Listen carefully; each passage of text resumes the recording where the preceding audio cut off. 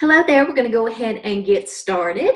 This week we are going to be talking about Chapter 4, Writing Letters. And for those of you who have had a chance to go ahead and look through the chapter, it seems like a rather lengthy chapter, but a lot of the content is actually example letters. So there's not as much reading involved as it looks like.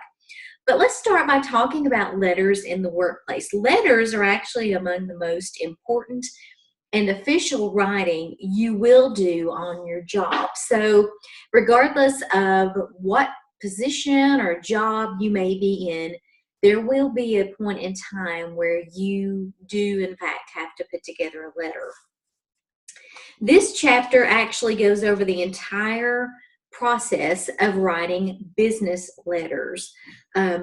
Even though we live in a very electronic world, letters, in particular business letters, are still a big part of the workplace environment.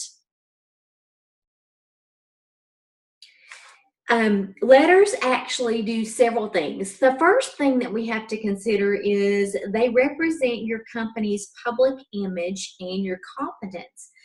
So poorly written letters can anger customers, cost your company business, and project an unfavorable image of you. That's why it's essential that you know how to properly put together a business letter. Second, letters are far more formal in tone and structure than any other type of business communication. Third, letters constitute an official legal record of an agreement. Four, unlike email, many businesses require letters to be routed through channels before they are sent out. Number five, letters are more permanent than emails. Six, a letter is still the official and expected medium through which important documents and attachments are sent to readers. And finally, number seven, a letter is still the most formal and approved way to conduct business with many international audiences. This particular textbook talks about two different formats for business letters. The first is called the full block format, and the second is the modified format. And if you flip over to pages 84 and 85, it gives you examples of each of those. On 84, it's the full block letter format, and on 85, it's the modified letter format. And if you just glance at those, the big difference is with the date and the signature line. They are over to your right versus being everything flush to the left.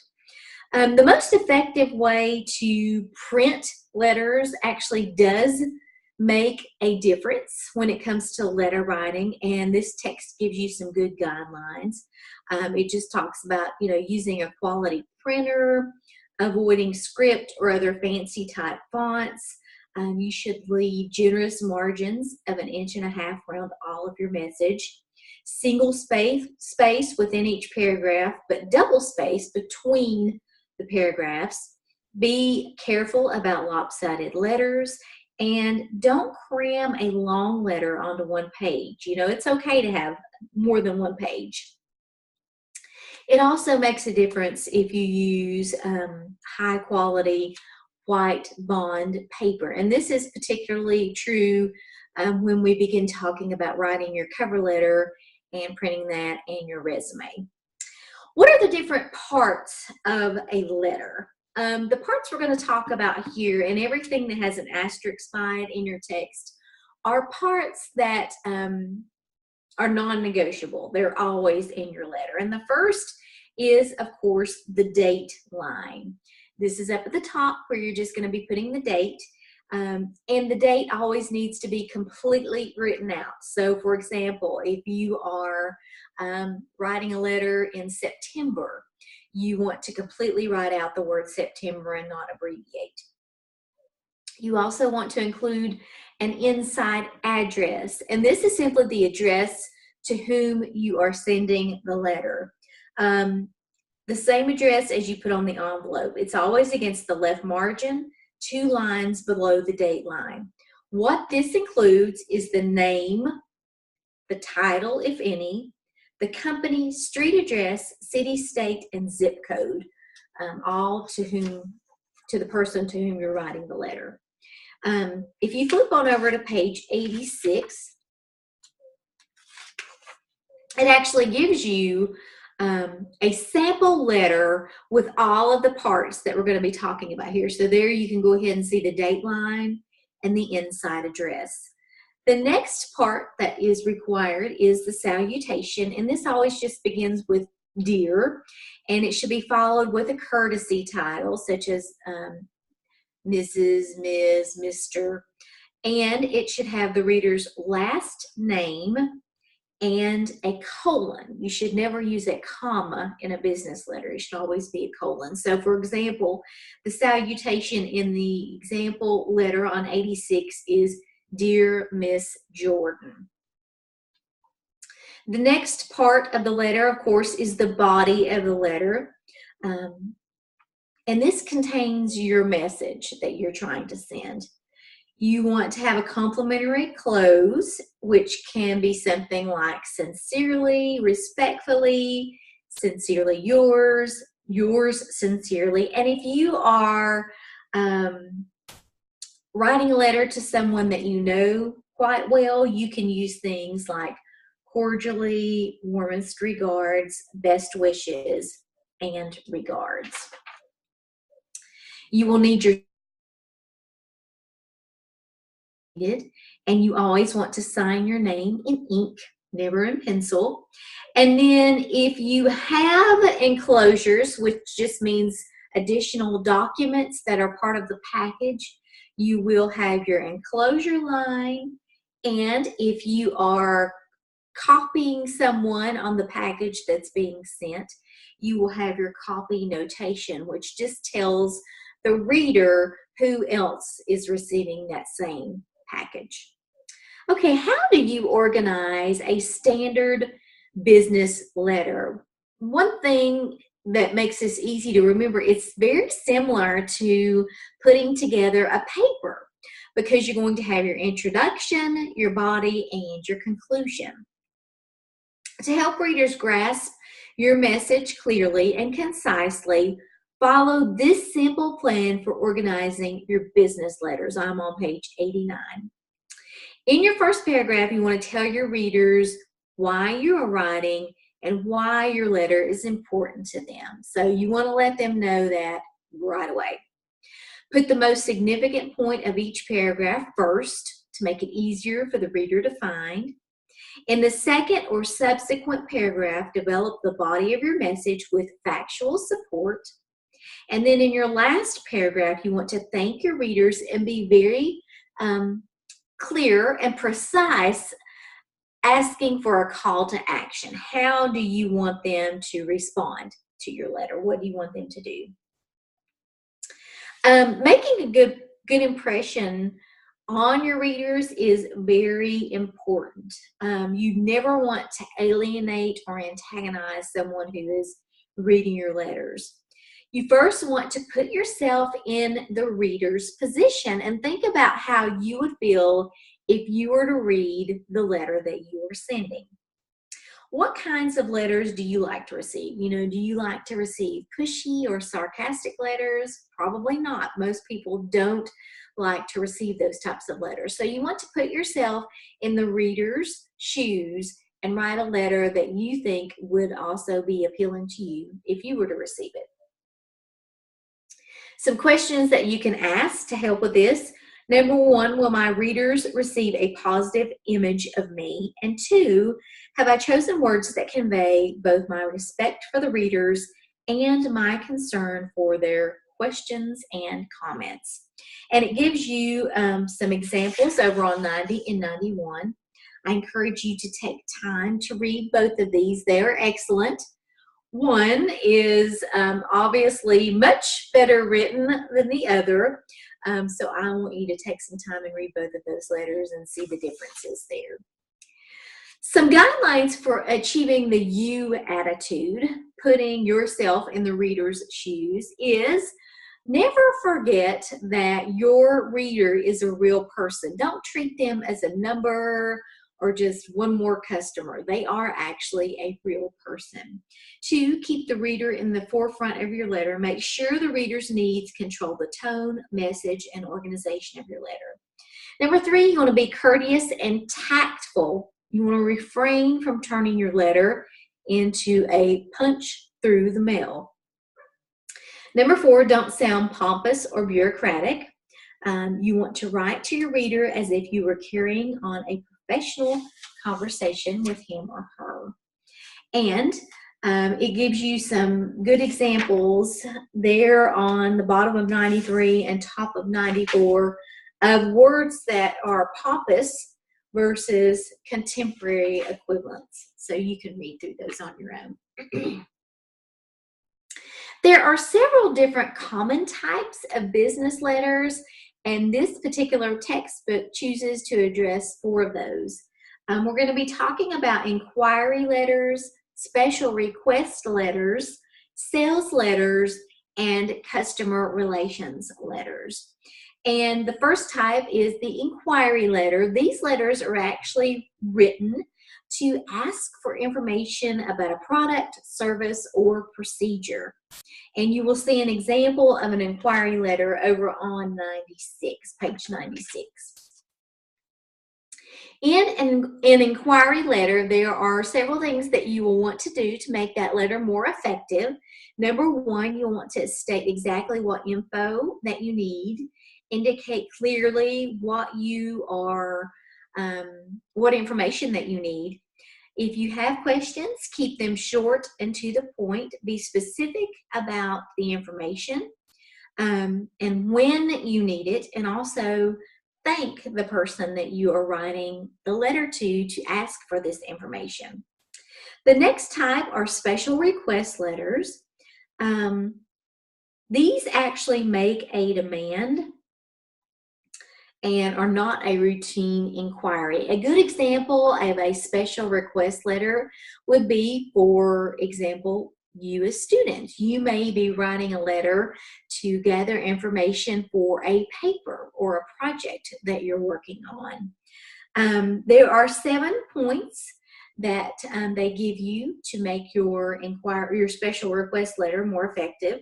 First, make sure that you send it to the right person. Second, tell them, who you are and why you're writing the letter. Third, indicate clearly your reason for requesting the information. 4, state precisely and succinctly the questions you want answered. Be specific. 5, tell them exactly when you need the information. This is important, especially if you're working on a project for school, because they don't know that you have a deadline. So if you have a paper that's due, in a month, you may say, I need the information by a date that's like 2 weeks from today.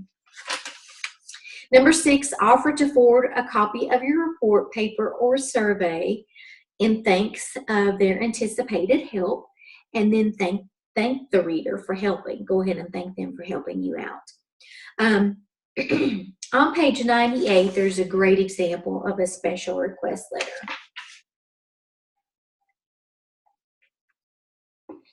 Type number 3 are the sales letters.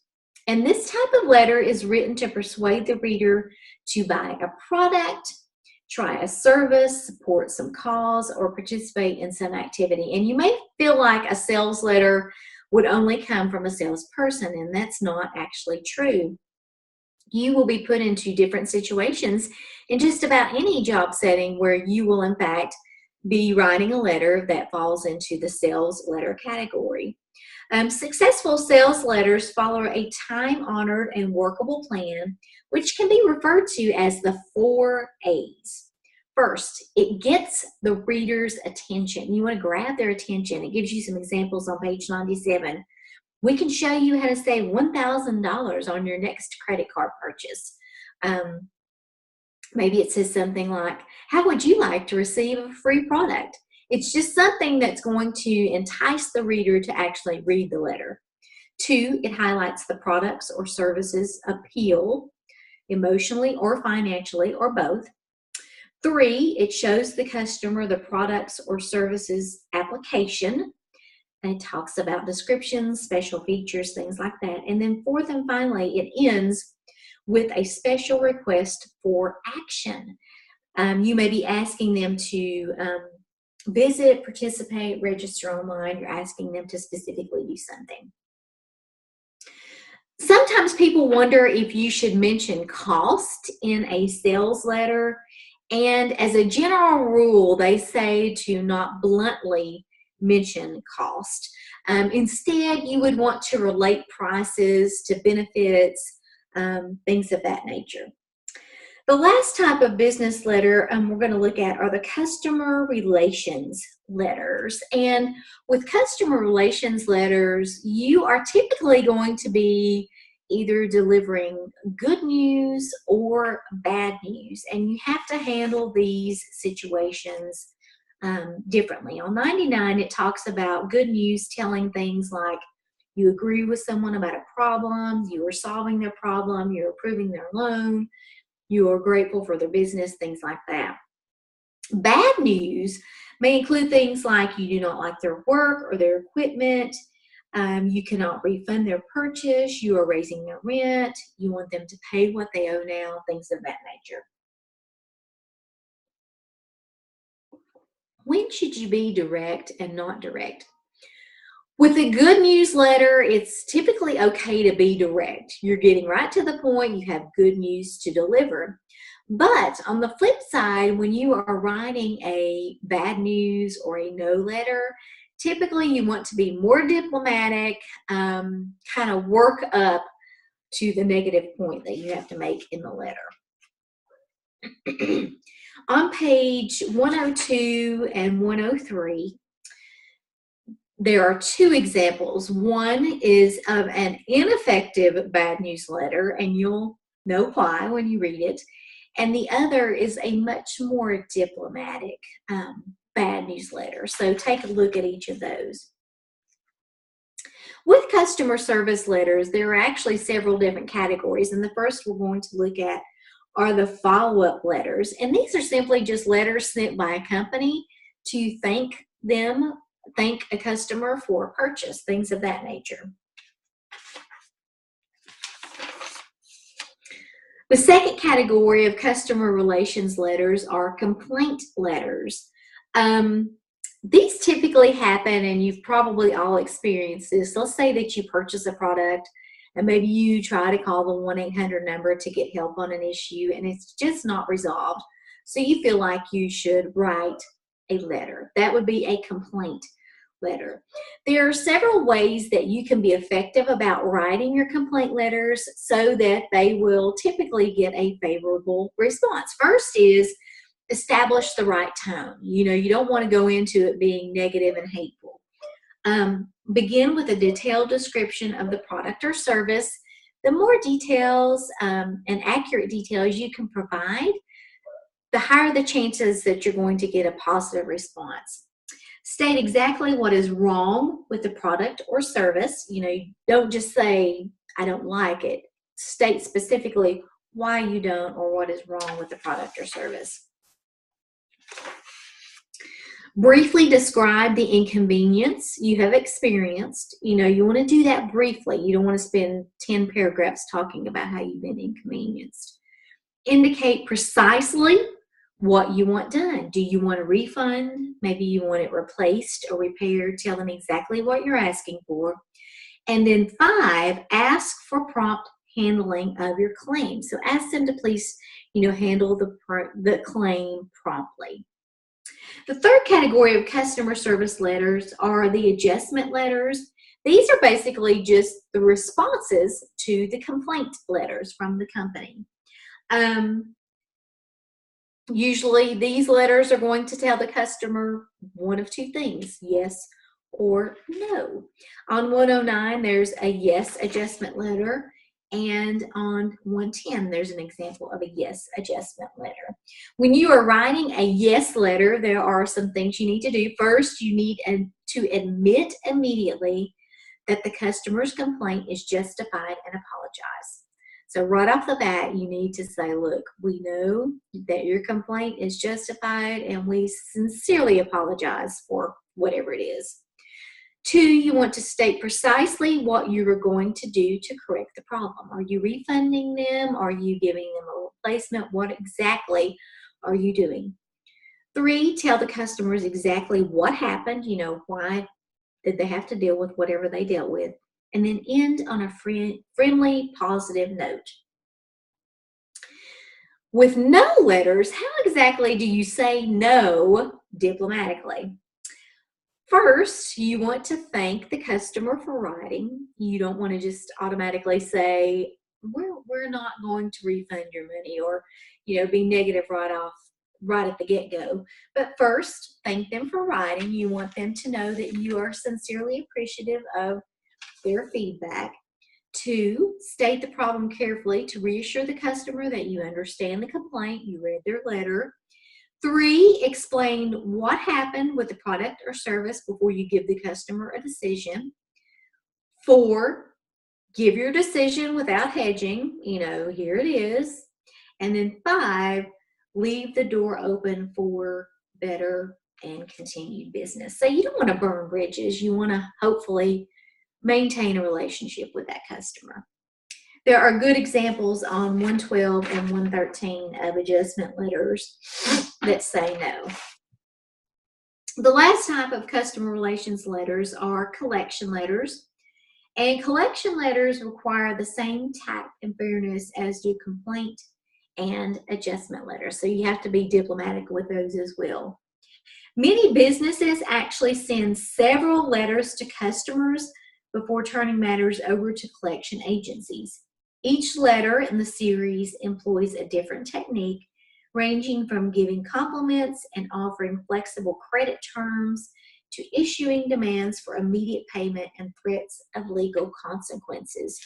And on 115, they give you an example of a first or early collection letter, and then over on 116 is a good example of a final collection letter. We're going to wrap this chapter up by talking about international business correspondence.